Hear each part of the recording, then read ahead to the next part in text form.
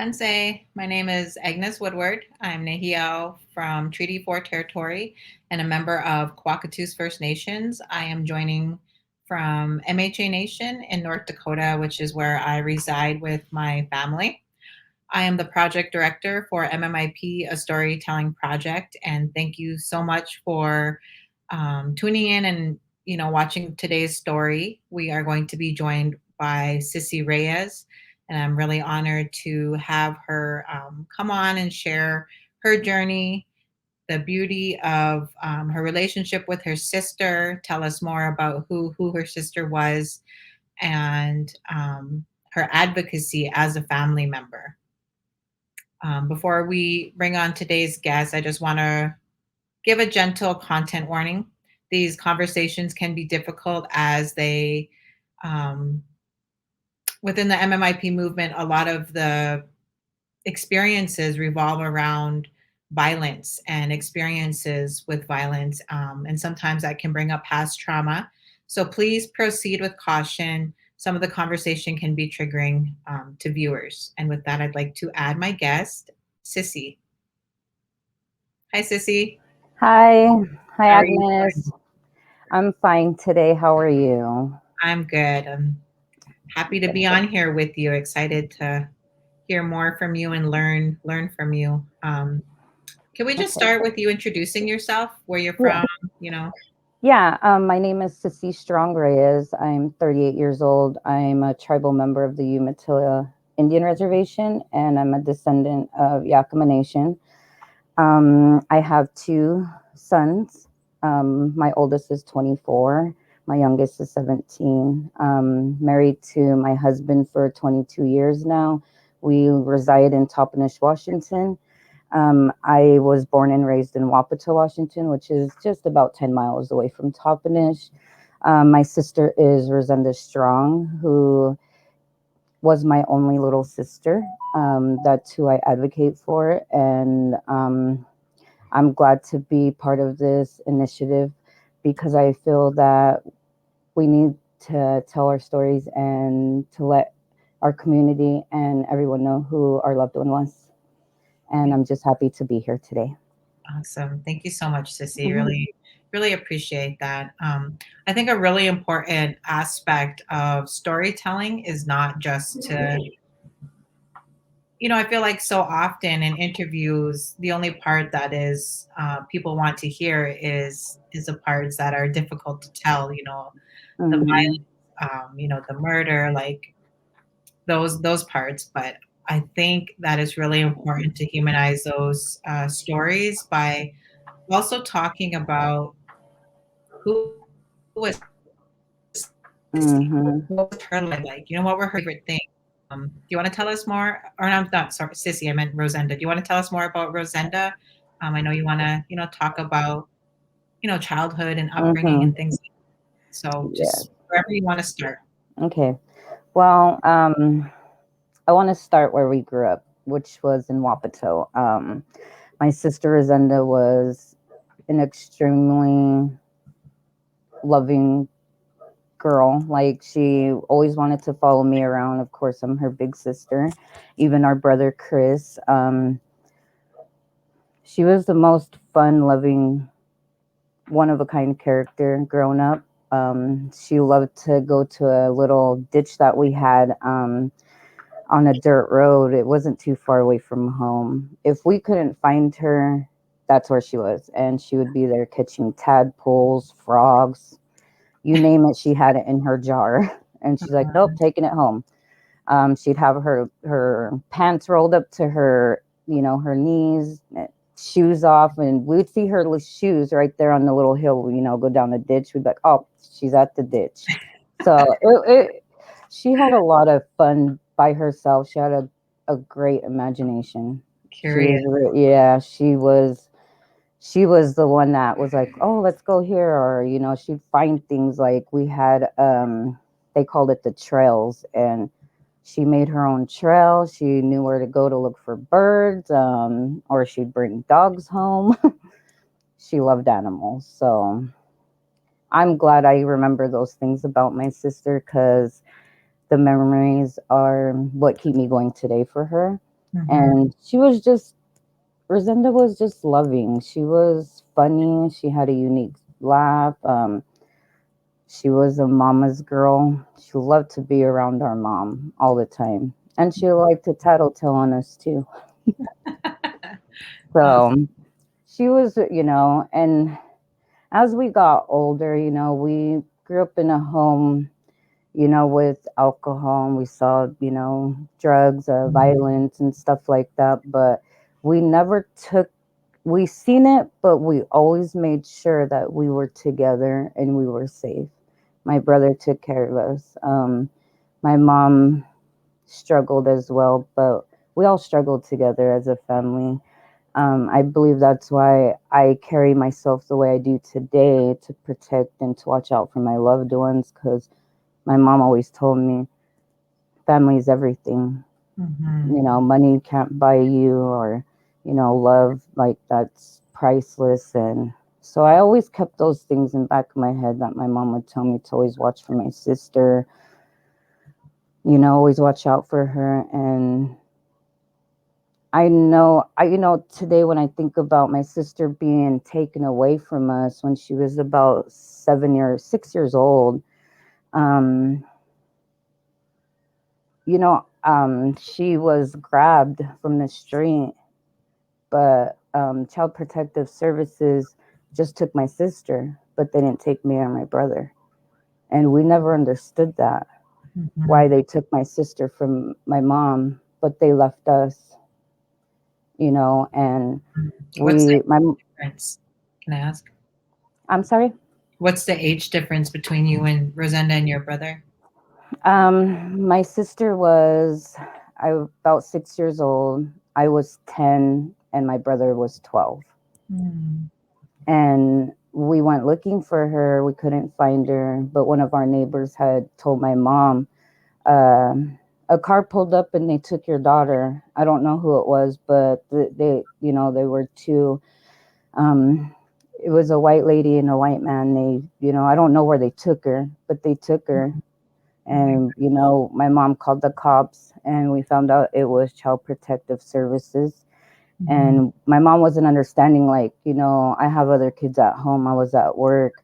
She just wandered off. It was, and it was true, she wandered off. I was at my friend's house. But that's one of the experiences I always remember, is seeing how strong and how hard my mom fought for my sister. Mm-hmm. And she fought 4 years to get Rosenda back. Wow. And I believe a lot of the trauma that my sister had carried over the years was from being taken away and bouncing from one foster home to another, and Mm-hmm. experiencing um, things that she shouldn't have experienced at a young age. Mm-hmm. Um, she'd always try to run home, or we just meet her and take her home. Mm-hmm. But that's one of the things that we struggled with growing up, and we got through it as a family. We got Rosenda back. She was happy. We were happy, but we didn't know the trauma that she'd experienced later down the road. Mm-hmm. Um, she got pregnant at an early age, as well as I did. Mm-hmm. Um, but other than that, Rosenda was, even though she was gonna be teen mom, she was a good mom when she gave birth to Carmen, Mm-hmm. and she had to grow up really fast. But Rosenda was a person to always look out for the people around her family, her friends. She always had a good place in her heart for her friends. You Protective know, heart. yeah. And she would never, let anything happen to family, especially family, or, friends that we grew up with. She always made them make sure that they were good, or they were warm, or they had somewhere to sleep before she'd Mm-hmm. worry about herself. And I was just, growing up with, she was outgoing. She loved to be with her kids, because she had Carmen, and then she had her son Isaiah. He is 15 now, and then her son Miguel, and then Stella. And they're all growing up. They're all beautiful. They all remind me of Rosenda in a way. I Mm. mean, the smile, the laughs. I can't imagine how Carmen feels without her mom. So I try taking the pain from Carmen as much as I can to make her feel good and make her feel that, her mom mattered, and I'm not gonna, give up on her because it's my sister and her mom. And just growing up with Rosenda was a blessing. Now that I'm here today, I'm glad. We had fights, but we got over them. We argued. I was a sister that liked to argue. So if she was the sister, like, oh God, no, no, I'm just gonna go. No, no, I'm going. Bye. And she'd walk out, and then I would call her, like, I wasn't done. So, but she would listen. She would never disrespect anybody. Um, Not even her family. Like, she respected everyone she came in contact with. It was her saying was, nobody has to earn respect with me. They already have it. It's if Mhm. they keep it with me and they don't disrespect me. She's like, never say that none respect is earned, because it's not. She's Mhm. like, you'll know what I mean one day, because I honestly didn't understand what she meant, but she's like, you can respect everybody you come in contact with, but you don't have to keep the respect if they don't respect you back. Mm. And I didn't understand, and I was like, I've used to go by that, respect is earned, not Mhm. given. And when my sister had told me that, she's like, you need to humble yourself sometimes, Nana. I know you want to see me do good, and sometimes you say things that you don't mean, but you gotta remember things can hurt too, or even hurt you when you say it.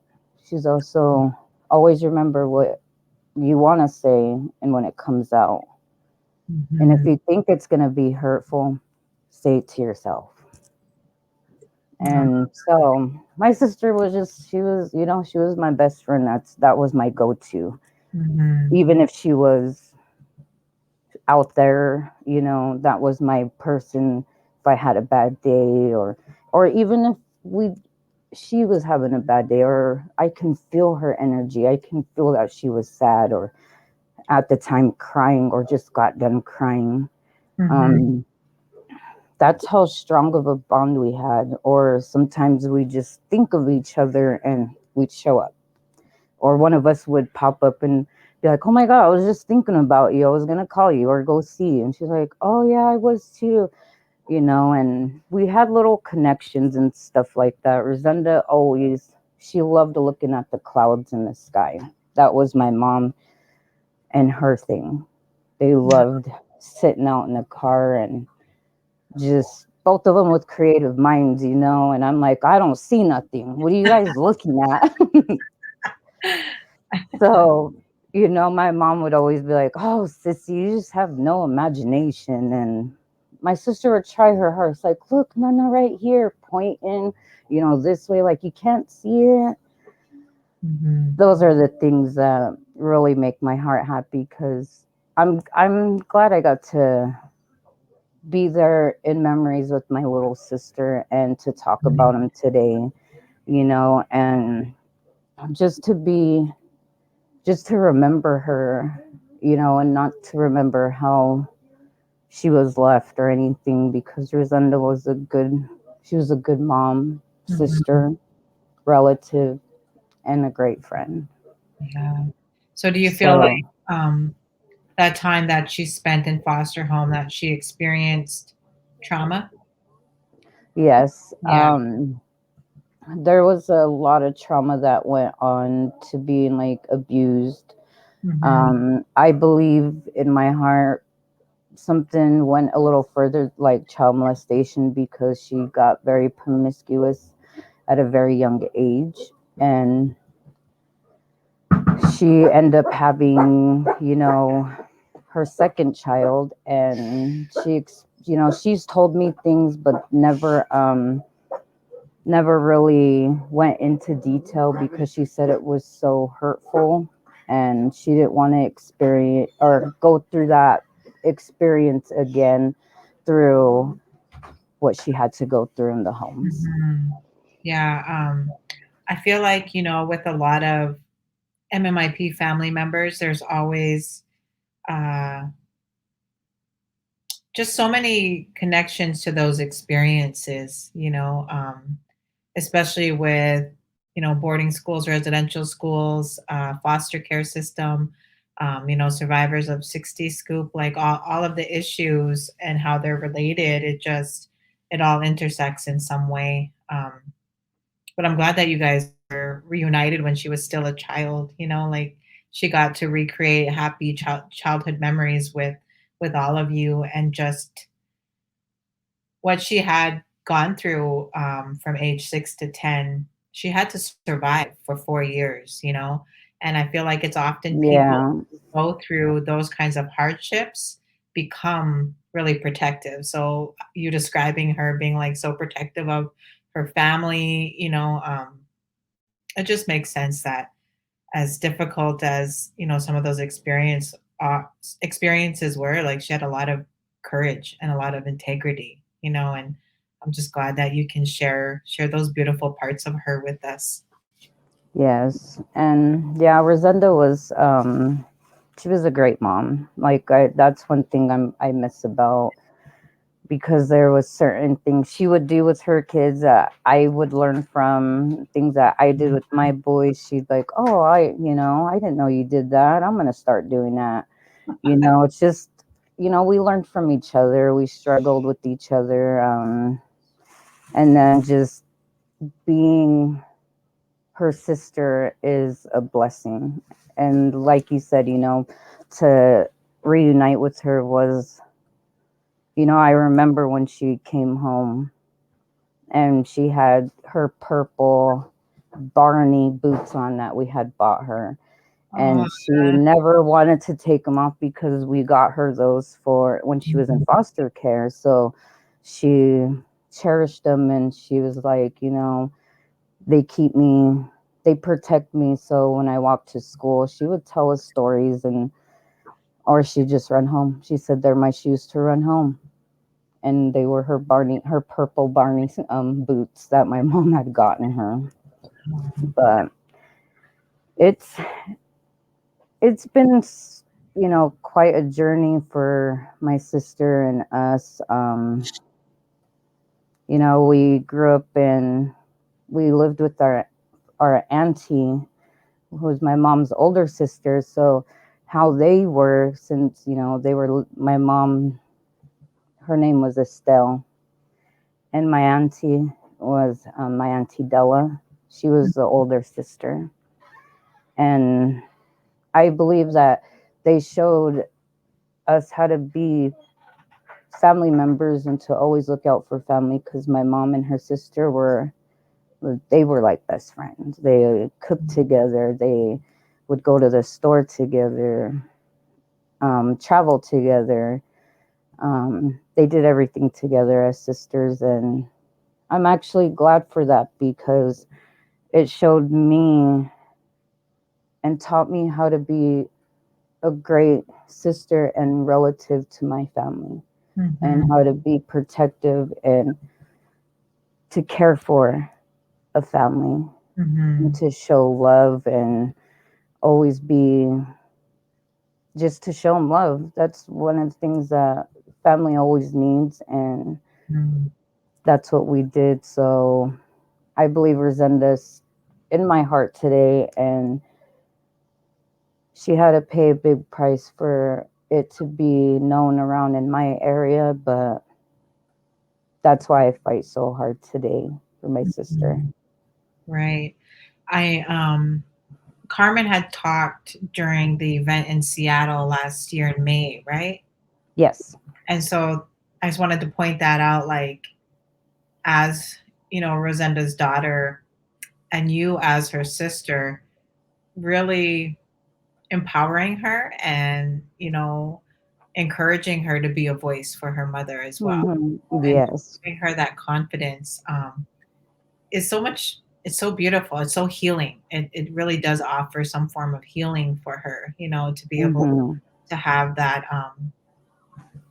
those opportunities to express herself to other Yes. people and just show, her love for her mother. How old is Hmm. Carmen? Today she is 20, and yeah, she'll be 21 this year. Wow, beautiful young Hmm. lady. Glad I got Yes. to meet her.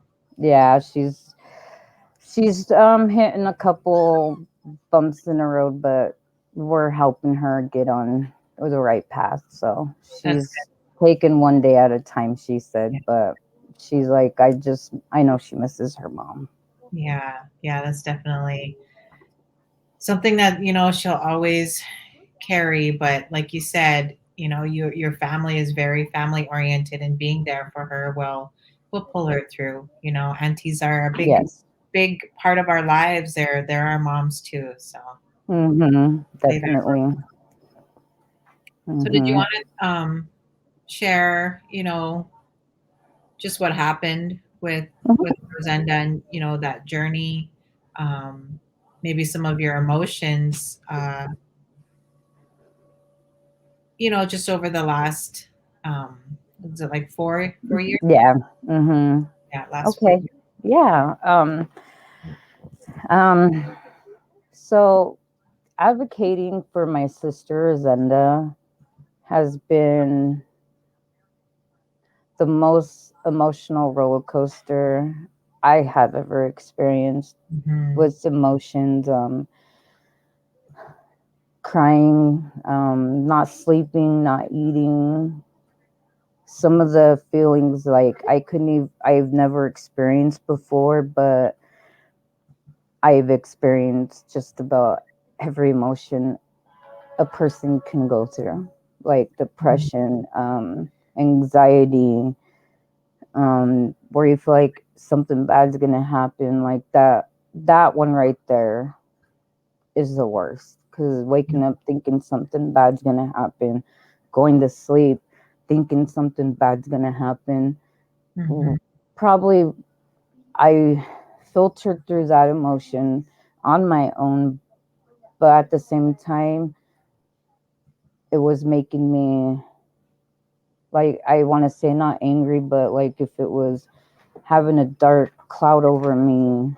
So instead, I had to find a way to release those emotions, which was, to me, is crying, mhm, because I'm not a woman that cries a lot or cries in mhm, front of others. So this has brought me to every emotion you can think of, as well as my family, or even seeing my family be hurt. Like, it would take me a lot to cry. Like, mhm, and even if like my brother or my sister was crying in front of me, I'd have a straight face. Um, I'd feel it. I'd feel all their emotions, mhm, but I couldn't cry.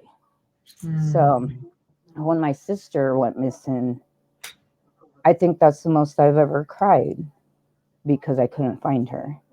mhm, And those emotions they don't go away. They kind of linger around you. And it is good to talk to someone, even if it's just your family member. That mhm. got me through a lot. Um, Yeah. or even just writing my feelings down on a paper, because I that's what I do when I get bad anxiety or nervous. I start writing or Mhm, doodling. Um, so that's what I do to calm my nerves, because mhm, a lot of others they go through the channels different, the emotions or the mhm, emotion of channels different than others. So I don't like to show emotion, mhm, but when I do, all that emotion's coming from, like, my soul and my heart, and it's it's a roller coaster that you want to get off, Right. and it's not fun. Mm-hmm. So it's been quite a journey this 4 years, experiencing every kind of emotion that a person can go through, but also healing. It healed me to become a stronger voice for my sister, for my Mm-hmm. community, and for myself. Mm-hmm. And, not to be scared to say my sister's name or to talk about her, even though the way she was found was the way she shouldn't have been found. Mm-hmm. And when my journey started, it started October 2nd when we filed the police report, um, to let Yakima Nation tribal police know that my sister was missing. That was And 2018. yes, that was October 2nd, 2018. Mm-hmm. And it wasn't something that a family should go through. That I look at back at it now,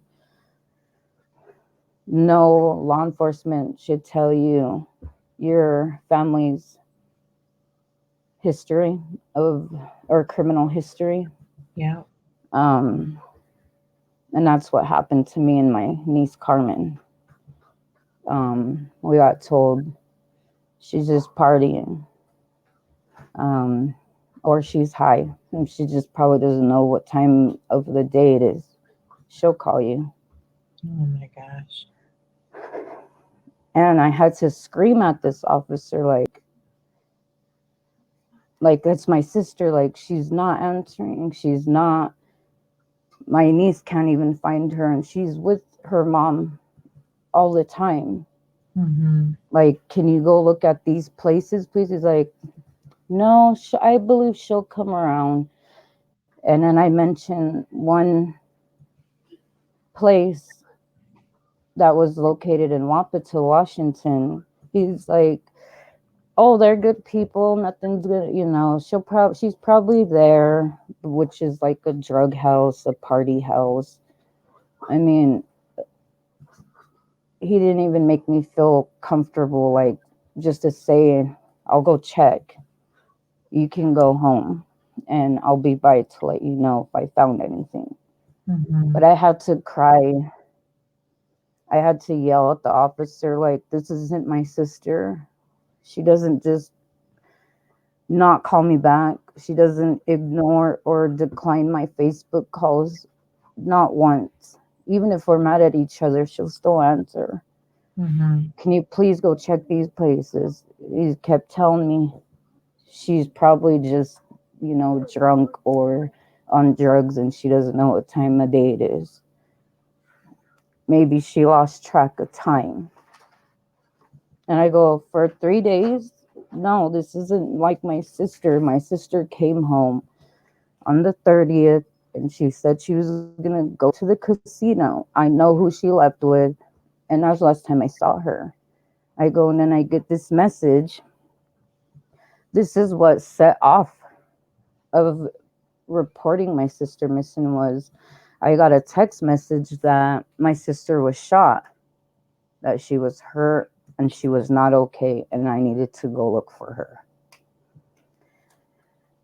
And I tried showing the cop the message, and he's like, they're just trying to scare you, probably. They're probably high. Oh I my don't God. get these. I'm like, I don't get these messages like this all the time. What are you talking about? This, and then I can't find my sister. Mm-hmm. I go, this is, I go, and then I get a message from her older sister because she has siblings on her dad's side. Mm-hmm. And I know her sisters. They tell me hello all the time. And she called me. Mm-hmm. And it's not, that was like out of the ordinary because, like, I couldn't even remember last time I saw her sister. So I was like, why is she calling me? I answered. She's like, "Hi, have you seen Rosenda?" And I was like, "No." She's like, "I need to talk to you." And I said, "Okay." She came. She looked white as a ghost. She was shaking, and she said a guy had went to her house. She's like, I told him, her sister lives in top, and she's like, no, no, no, no, no, no. I'm not gonna go tell her sister. I'm telling you because Rosenda said you're her sister, and she's like, I am her sister, but she's closer to her other sister in Toppenish. You need to go tell her. And he's like, no, I'm telling you. But that person had went and said, I was with your sister, and they were shooting at her like it was a game. I had to leave. Those people are crazy, and I'm not going back there. I just wanted to come by and tell you that your sister's not okay, and they're torturing her. I barely got out myself. He's like, and that was only because we got off to get gas in White Swan. He's like, when I went in the store, I asked the cashier if I could exit out the back door because I was scared for my life. I know he has talked to the FBI, and I'm hoping, I'm hoping when they do start my sister's case that they know exactly who was there. Yeah. Because I told my husband and Carmen, like, everybody needs to be held accountable, even Yep. if they were just there and they saw it and they were scared. Yep. I go, they still should go to jail. I go, because they could have prevented it from happening. They could have said something earlier where we wouldn't have been out there for 275 days looking. I go, and then for rumors to go around that, Cissy, you need to look for either a stand-up fridge or some type of freezer. That's what she's in. That's what I saw her in. And I told this person, like, you come to my house and you tell me this and you can't tell the cops. I go, it means nothing coming from me. He's like, I can't. He's like, I can tell he was pretty strung out. But all in reality, those people that were telling me were telling most of the truth, because when I would tell authorities, like, can you go search this area, please? Because they said that she'll either be in a stand-up freezer or some type of fridge or appliance. That costs money, and, that's pretty much what it came down to, is money. And I'm like, and I had to call my cousin Roxanne, because this was like the fourth or fifth person that had came and told me to go look around this area. And all these people that had told me don't run in the same circles and are miles away from each other, and their stories were similar. So when the FBI did a search the first time, they covered behind, it was at milepost, I want to say 62 on Highway 97. They covered behind a towing yard. It's like a towing yard, and then in the back, it's like a open field, which is the accommodation property. And they searched all that. They searched behind the towing company and the wrecking yard, the ditch bank that was there. But if they would have just walked a little bit further, I say a few hundred yards, they would have found my sister, because my sister was in that area. They just didn't go far enough. So that search was of 2019 in February. And then I kept getting the same thing, that she's in some type of freezer. So I have my cousins that work irrigation for the Yakima Nation. So I messaged him and I said, I know you work the irrigations. Can you, if you see any like stand up freezer or some type of freezer, can you call the authorities? Because that's what Rosenda's in. And he's like, what the heck? Don't be talking like that. And I'm Mm-hmm. like, no, that's what they're saying. He's like, who? And I was like, people that are messaging me. I go, and these people aren't even there. Some of them are my sister's friends. I go, but like all these stories are matched and they all have similarities. And I know they don't hang out with each other. So Mm-hmm. I go, I had to get them to go look. I go, and then come that same year, July 4th, I see on the news that they found human remains Mm-hmm. in my in the freezer. And once I heard that, I didn't have to, I just knew. I just knew that it was my sister and that those rumors weren't rumors, it was the truth. So, and two, like I told, the FBI, go, I feel that if we would have went out and searched for my sister when I initially made the report on October 2nd, I think we would have found her or caught someone doing something, because I couldn't feel my sister's energy no more after October 3rd. Mm-hmm. I woke up out of a dead sleep and I told myself, I was like, in my head, like, my sister is gone. And that feeling I remember Mm-hmm. because it was on October 3rd.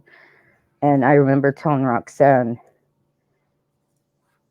we're not looking for her alive. We're looking for her body now, because I can't feel my sister no more. Mm-hmm. And that part always makes me cry, because that was the energy me and my sister had for each other. Yeah. And it went away on October 3rd. Mm-hmm. And I believe my sister was letting me know, like, none of you're going to have to fight for me now, Mm-hmm. because I'm not here. So when she was found, it was on July 4th. I was driving down Highway 97 from work, because I had asked my manager, like, I just saw something on the news and I can't be here. And she's like, oh, that's okay. Yes, are you sure you can drive? I can have someone drive you home. And I said, no, I think I'll be okay. She's like, well, it's because you're driving more than 20 minutes away. I just want to make sure you're going to be okay. And I said, yeah, I won't leave the parking lot until I'm ready to drive then. I called the FBI. Mm-hmm. Her name's Jennifer.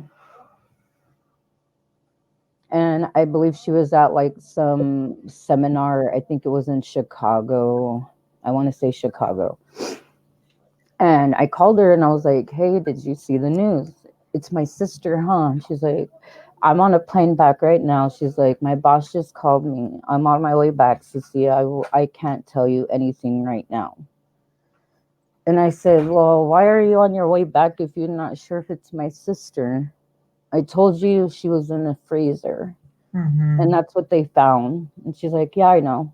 I'm on my way back. I'm boarding the plane right now. And as soon as I get into Yakima, I'll call you.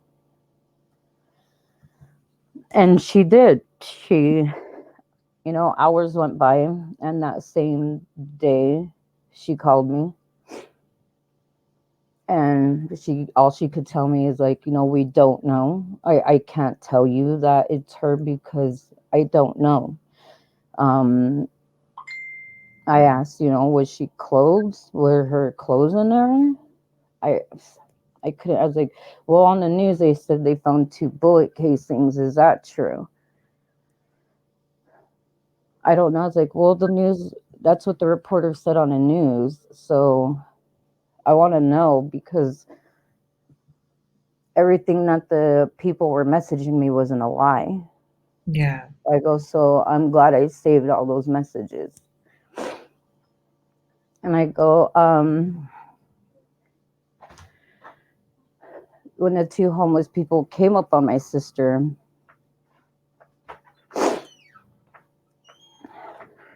they said they kind of knew because of the smell in the area. Mm-hmm. And I knew when they put it on the news, and especially when Jennifer wouldn't give me a definite answer. Mm-hmm. But the pain and emotion from those days was it was very, very traumatic for me and my family. We felt like everything caved in on us when our sister was found. Um, like, how are we going to tell her kids? Mm-hmm. How are we going to, address it as these were not rumors? This violence is happening. Mm-hmm. And to be murdered like that is another reason why I fight so hard for Mm-hmm. my sister, because it was probably she knew. So I honestly believe that I always have to think of in a good way. I know my sister had to pay a big price for this to come to light in our area. Mm-hmm. And at the same time, I'm mad and angry that she was taken. But I have to look at it as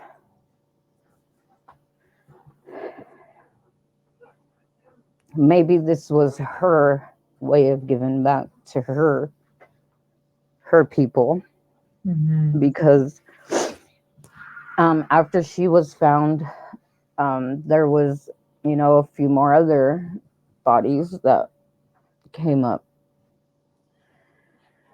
And my sister was part Hispanic, so well, we both are, but she knew Spanish. I don't. So when I had a dream, like when they found her remains, I had this weird dream, but the dream she was telling me everything in Spanish. So I honestly don't know what the dream meant, and I probably couldn't even like say the words because I don't know what she was saying. Mm-hmm. But I believe she was just letting me know that she's okay, she's safe, and she's not in pain anymore.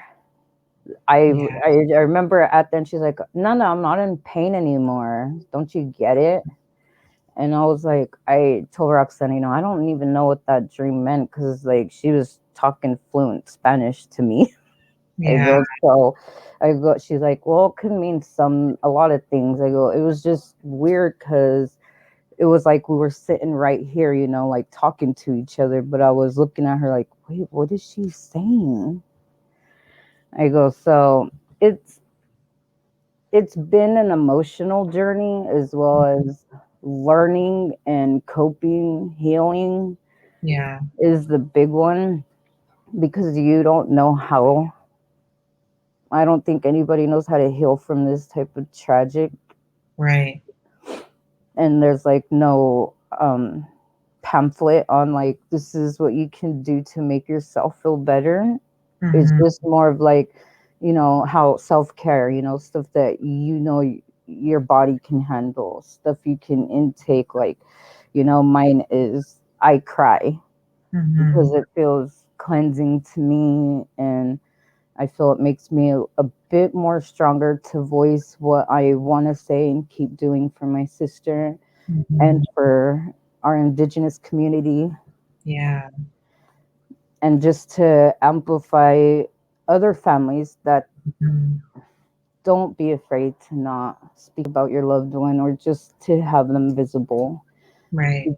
It's like, it's been an emotional journey, but we have to keep doing this for, you have children, I have children, we want them to have a good generation, Right. not so.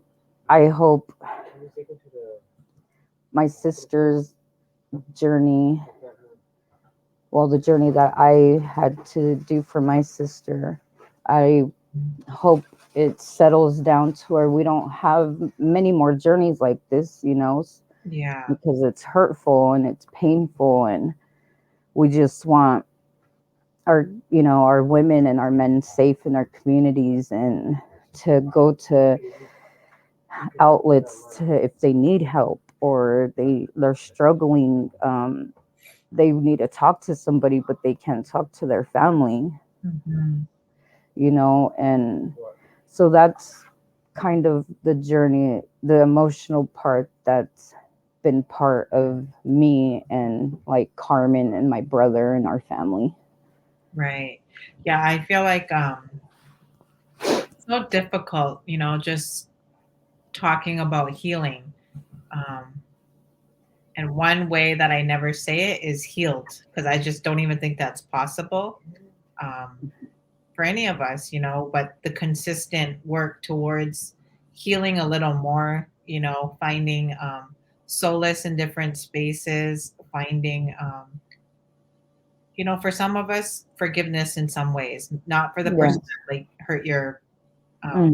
sister, but I mean like myself with my own parents to forgive them was part of my healing.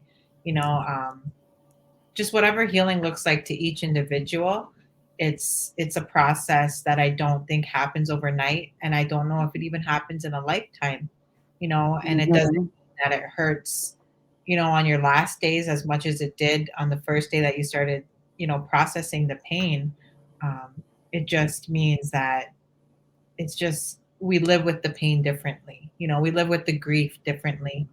Um, but like you said, with prayers being or tears being healing, that's like one thing that I always tell my kids when we talk about things is that I always ask them like what helps us to heal?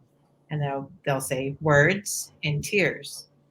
Being able to talk, being able to express is allowing that to come out. And the same thing with tears. Hmm. That's expressing what we're really feeling. That's expressing the pain and not suppressing it. I think that's really important. And I've had a hard time wrapping my head around like I want family members to feel some sort of healing, some sort of Hmm. comfort, and if there's issues that prevent them forever feeling like they get justice for their loved one, how are they ever going to like how can we ever attain any form of healing for their grief if there's no justice? Hmm. A lot of why there's so many barriers to getting justice is because we're indigenous. It's because of the way that we're treated, the way that we're looked at, the way that we're thought of, the way that our loved ones are treated and thought of and looked at. And so it feels overwhelming sometimes. But everything that you said, I think, for anybody who's watching, gives a really good perspective of what it's like to have to process that over the course of 4 years and the way that, Hmm. officers talk to you and the fact that you were hearing things on the news, but the source who should know this information before a news reporter couldn't give you any answers. And so it's just like keeping you just that lingering feeling Yes. of wanting to know what's going on is so unfair. And even for you to like express as well as feeling like how you said your sister's not suffering. I feel like for Native people across many different nations have that same belief and outlook when it comes to death. Is my husband always says that when our relatives pass away, if they had a hard life or things that they struggled with, that's the ultimate healing. He's like, death is the ultimate healing because they're not suffering, but because they get to be somewhere that we know Hmm. is beautiful, Yeah. get to be with us from that place still. It's us as humans that miss their presence, that miss them being able to talk to them, go to them and hold them, and Hmm. it that doesn't ever stop being hard or stop hurting. Hmm. But I do believe that Rosenda, has really left a legacy where you get to also share that love and empowerment with so many families. And I've seen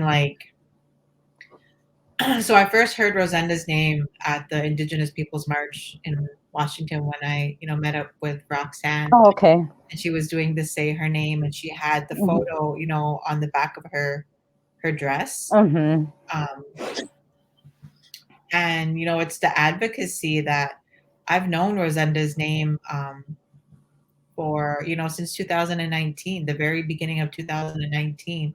And if family members like yourselves and the advocacy that Roxanne does, if they weren't constantly fighting um, and pushing to be in spaces to hold vigils and rallies and marches with names and pictures, how would we know? How would we know otherwise? Hmm. um, but yeah, my heart really I had a really hard day that day in July, when I read that news, because I had been visiting with Roxanne and just seeing, all the posts and shares and things for a while, and you know just being a family member, like I know I know the pain in some ways, and yeah, my heart just really really went out to you guys at that time. And we only hear what we or know what we hear and see. Hmm. No idea what that was like for you. We don't know what you were being told, how you were being treated, who, by officials or law enforcement. Like, we don't know all of these things that you're telling us now. And it's just so heartbreaking. And I don't think anybody should have to experience those things alone. Like, authority should have been by your side. They should have been taking your direction. They should have been listening and showing care and concern, you know? Yeah, definitely. Especially when I am Indigenous and I was standing in front of an Indigenous officer. Mhm, He should have understood and he should have been more caring and compassionate of why I was there. mhm, And he could have just helped me. And that's at the um I have voiced this many times on my personal Facebook, about law enforcement. And I know it's 20 or 48 hours, but I think that should change because if you know your family member and their daily routine and their daily struggles, and okay, I have my relative has not come and picked up their per capitas or a check or has not come by, has not called me. And normally they come every day to come get food or to come shower, whatever it may be. mhm, Those 48 hours are very, especially a missing person, that needs to change. If you're there as a family member concerned, I mean, you don't need the whole force. One officer can go search, ask questions, follow the family member, like, can you go to the door and see if my relative's here, please? mhm. Even that will just show, like, they cared. Yeah. And they it's like they don't care because they ran into that person a few times. They know their criminal history. And that's what I had stated. Like, I was not there for my sister's criminal history. Mhm. I know her criminal history. I don't Mhm. need you to tell me. That's my sister. I know everything. Mhm. So I really hope, at least on reservations, Mhm. like tribal police and stuff should be more, like I said, more like, okay, you're here to file missing persons report. Okay, all right, when was the last time you saw your cousin or your sister or your brother? Okay, what were they Mhm. wearing? Okay, what other places they frequently go? I can have an officer take a drive through and see if we can find him or her. Yeah.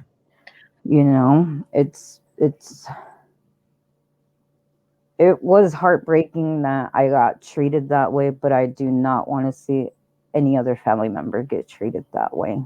Right. And I feel like there's, with the task force and all these different policies that are being created, I really hope that those kinds of concerns directly from family members are being heard because it's part of prevention, and Yes. I feel like on social media now we have so many pages that are, MMIW, MMIP, and they make the missing person Hmm. folders for families, and Yes. you see some of them go out and like get thousands of shares right away, and then you might see a post where it says they've been located safely or whatever. Yeah. I think getting it out right away is really important, and even if Yeah. like if it's a young person and they really are hiding at a friend's house, the pressure is put on because so many people are like saying this person is Hmm. missing, it Yeah. puts the pressure on. So I just think that that should really exactly happen like right away. Hmm. Yeah, definitely, especially if it's you know, a friend or relative Hmm. underage. Yeah. So what I wanted to talk about some of the advocacy, that you've done. I know you do different events in your area pretty often. You invite other family members.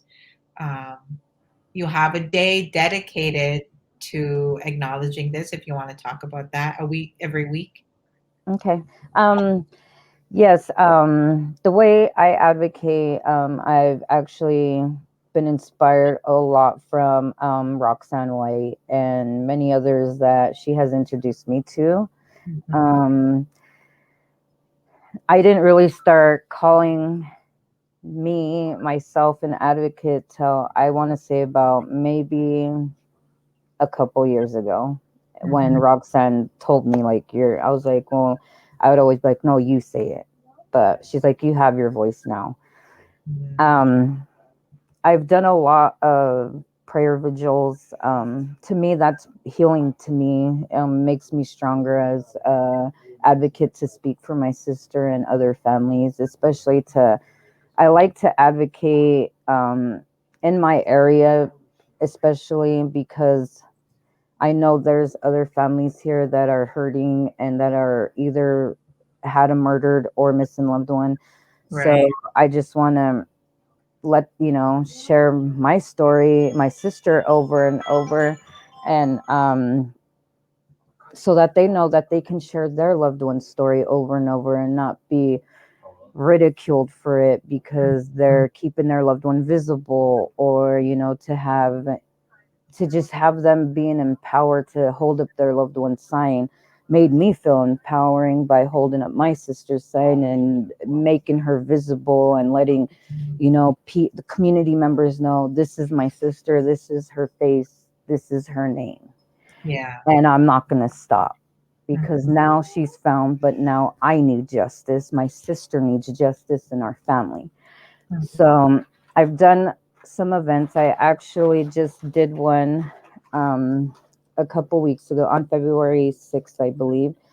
Um, I have gotten Dan Newhouse had it actually addressed my sister's name on the Senate floor um, in 20. So that's what made me want to get my sister's keep my sister visible, not because of that, but because I need those people to see her. I Mhm. need those ones at that table that they are sitting at to talk Mhm. about us indigenous people, because we are important and we Mhm. deserve a seat at any of those tables for the missing and murdered movement. Right. So I advocate because my sister, and I want to bring more awareness to this epidemic Mhm. because it's happening way too often, and it's like a missing flyer once a Mhm. day. Yep. And I actually share my sister's pictures or anything every Thursday. I do Red Thursday. um, I'll share other flyers as well, just to keep them visible and to know that they are still missing and that they deserve to be found and searched for. Mhm. And it's been a tough, journey. Be an advocate because you got to be strong. You got to be front, dead center to get Mhm. what you're wanting out in the community safer. Where are our kids? Where are our loved ones? We want justice. All these matter. And Right. the only way we can make the community, even our loved ones, know that they all matter is to keep them visible, keep saying their name. And that's why I do the vigils to empower other families. I share my space with families because I know how it feels to feel like you don't have a space to go to. My Mhm. spaces are always open to any family member struggling, even if you just want to stand there with your loved one's picture Right. and say their names. That you're doing it, even if Mhm. you just show up. Right. This is something that we need Mhm. attention for, because we can't let it be swept under the rug no more. This is an Mhm. epidemic of missing and murdered indigenous peoples, Mhm. and they all need to be searched for, looked for, and have a proper ceremony Mhm. so they can, because we're never going to heal. Yep. I buried my sister September 25th, and I know she's home. Mhm. I know she's back with my mom, but I still have the fight in me that they took her and I'm never going to get her back. Yeah. Our family's out of a loss of a loved one that we loved every day and cherished, shared memories with, laughed with. All those things make you a person or make you that family member, and but when they're taken from you in an act that is so violent, you keep fighting. You have to, because they didn't deserve that. Yeah. And nobody deserves to go And missing. I mean, fighting for justice, searching for justice, wanting justice, and having people held responsible um, in a way that they should. Uh, is that really justice? I mean, in some ways, but the biggest injustice is that your sister is no longer here, you know, Hmm. that her children don't have their mother here in physical form with them anymore. And I just think that, for most families, that is something that can't be undone, and that's Hmm. the biggest injustice. And it doesn't matter if somebody was found guilty and sentenced, like it doesn't matter, like any of that, the biggest injustice just can't be undone. And that's the most heartbreaking part. Um, and so knowing that and understanding that, um, I just want people to understand more that what can we do? How can we contribute to the betterment of healing and situations and advocacy and awareness for family members? I want to um, put up your Facebook page for Rosenda. Okay. Um, do you have a Facebook page specifically for Rosenda, or do you just post in your? Yeah, I post on mine, and then I also post on Help Us Find Rosenda Strong, because the Facebook wouldn't let me change the form or the name for Right. the page. So if I do change it, I would lose all the followers that I have gained for that page. So Yeah. I'm trying to look into something here in a month or so, see if I Mhm. can kind of link the Justice for Rosenda Strong with the Help Us Find Rosenda Strong.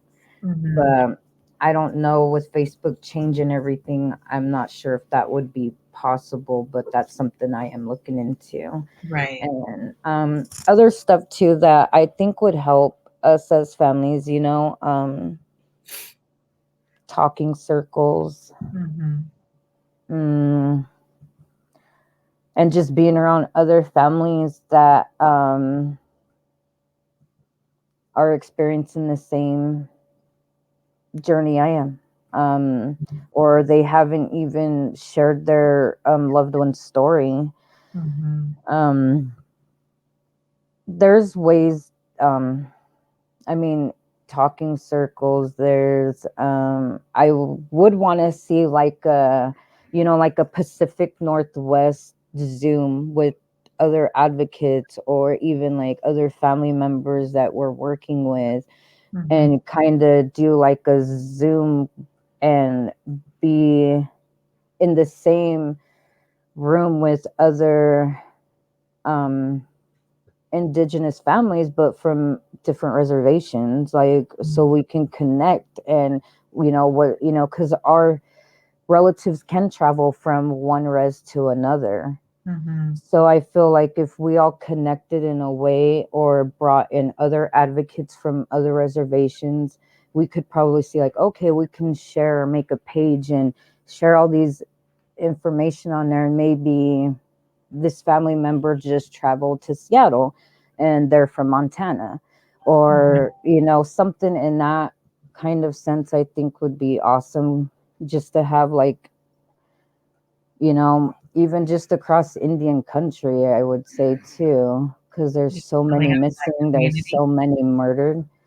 Yeah, Yeah. so it's like a community Mhm. for the missing, and to where we can go, if there's resources, help, or hotel rooms available, that they can get their family member to that reservation so they can go on a search. Right. um, those are the things. And if you want to help in any other way, like grassroots is where you would want to help, because um, they're a lot of them are like, I see boots on the ground. There's nonprofits out there that help with a lot of that too. I think it was the Red Blanket Fund had helped, me with my sister's funeral funds, and yeah, or hotel stay for the funeral. Like all those things need to be put somewhere so MMIP families can utilize it, or like a resource center, like on, because there's so many people on Facebook now. But then I think about how to keep my community in that same, like up to date news. Mhm. How are we going to do that? A newsletter, or, elders that don't have social media, or elders that don't even know how to work it or log in, Right. but they Yeah. read the newspaper, or they still read the Yakima Nation paper, or Mhm. on different reservations, they have other papers. Um, the radio stations like can be saying people's names to help amplify families or keep families visible too. That's like another thing I thought of that could help bring awareness to Indian country, like having radio stations say, even on just like a Red Thursday, saying some of the families' names and stuff, and keeping them visible on saying their names. That's how they're like my sister, that's all we have of her are posters and stuff. But to me, I feel like when we hold those up, that's powerful Yeah. because she's not forgotten. She may be voiceless, he may be voiceless, but Mhm. we're here and they're visible and we're going to keep them visible. Yes. Yes, absolutely. Mhm. I know we had conversations before about, the awareness is really important, and it's really good to see how widespread that is now. But at the same time, people misuse hashtags and things like that and put them on Mhm. things to gain profit, and Mhm. I think a lot of times the intention is in a good place from a, good place. But the understanding isn't there, Mhm.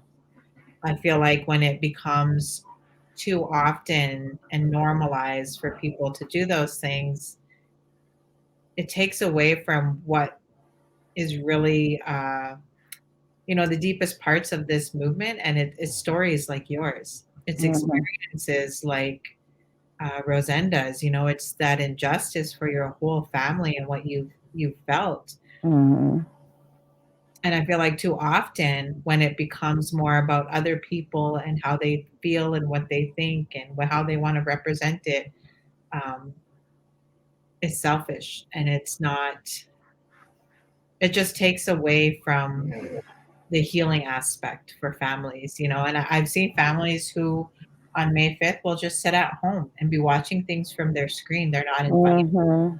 not made possible for them to go. Some of them can't afford to buy a red shirt to wear on that day. Like, not everybody has accessibility, to represent their loved ones, Mhm.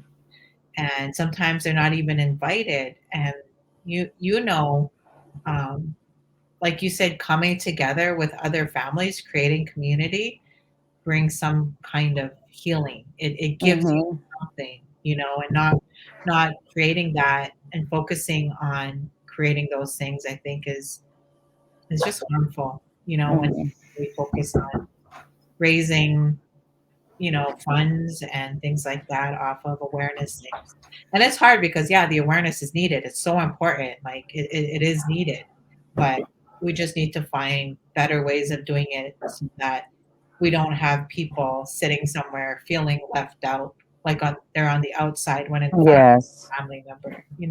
Yes, definitely. I couldn't agree more. I mean, it is more than a hashtag. When you wear, I mean, if you wear a shirt if you're going to buy a shirt, a hoodie, or anything in that nature to support, I mean, you can ask. You have every right to ask if any of these proceeds are going to help a family, even with the gas card. Hmm.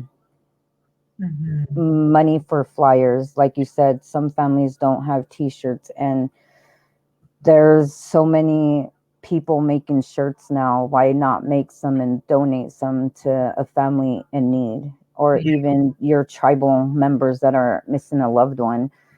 Make them a shirt. You don't have to make Hmm. 100 of them, but you can make maybe Yeah. 5 and donate them and say, wear it. There's Red Thursdays. You can wear it whenever you want.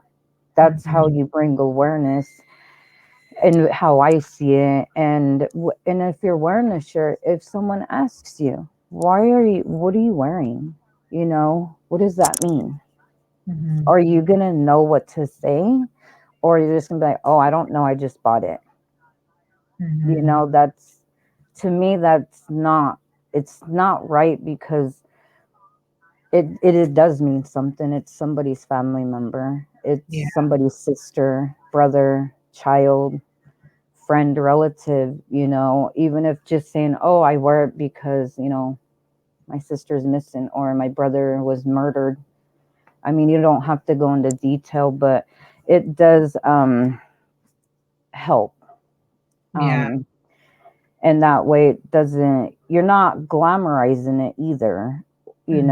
and or to build your own platform up, and Yeah. um, I'm for, I'm a student myself right now. Mhm. So I want a career too.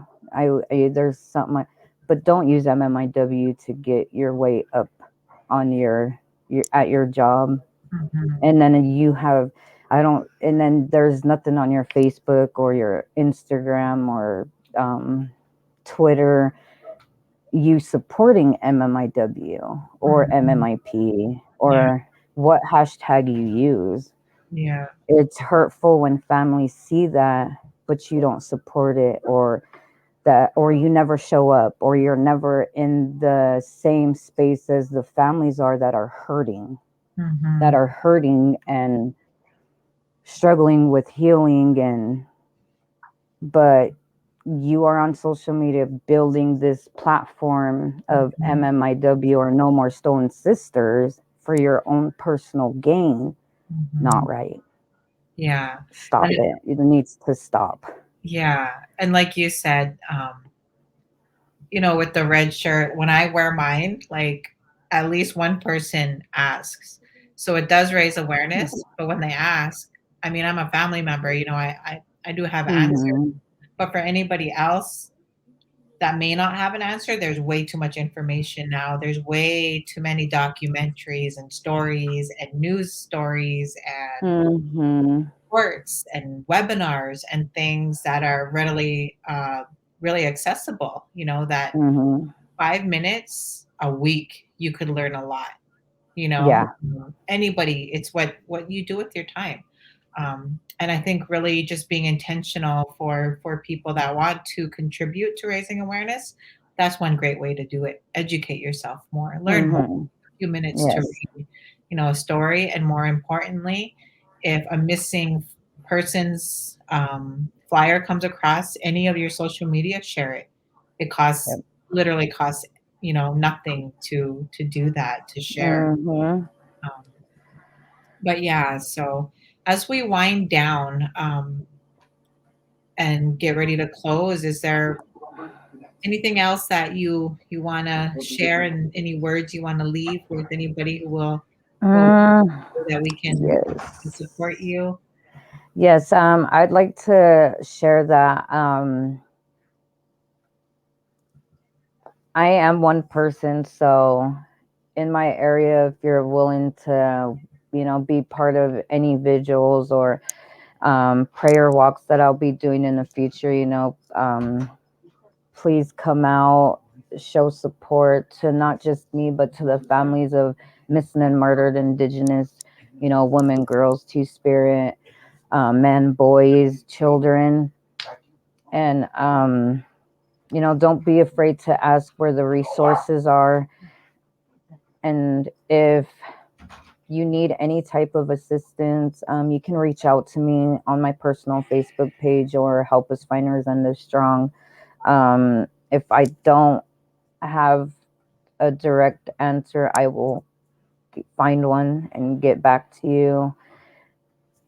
I'm all about bringing awareness and amplifying other families, empower other families to be a voice for their loved one. And um, my heart and prayers go out to all the missing and murdered, all the advocates, especially. It's not any easy for us to be out here doing this, especially on a daily.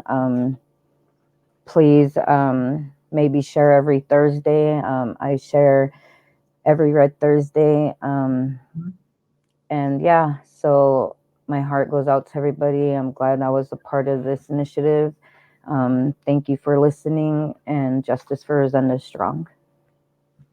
Thank you so much, Sissy. It's really an honor to have you. You speak about Rosenda so beautifully, and I'm really glad that we're able to, share your story, your family's story, a little bit about Rosenda in a way that really honors her, brings awareness, and helps other family members. So, again, thank you so much for sharing with Mm-hmm. us. I really commend you for the work that you're doing. It brings so much honor to Rosenda, to your family, and to all MMIP families. the ways that you use your voice, the love for your sister, your courage. It really guides all of us. And I just pray that Creator keeps you and your family really close. So as we finish, I just want to take a moment to acknowledge any MMIP family members that may watch, any of these episodes, and just know that we're here for you. There's advocates, all across the United States and Canada that are usually, just a message away. Mhm. Have resources and different programs and areas. If any families out there are ever struggling or need some kind of support, there's advocates all over. Um, and with that, I just want to say thank you so much for watching today. Thank you again, Sissy.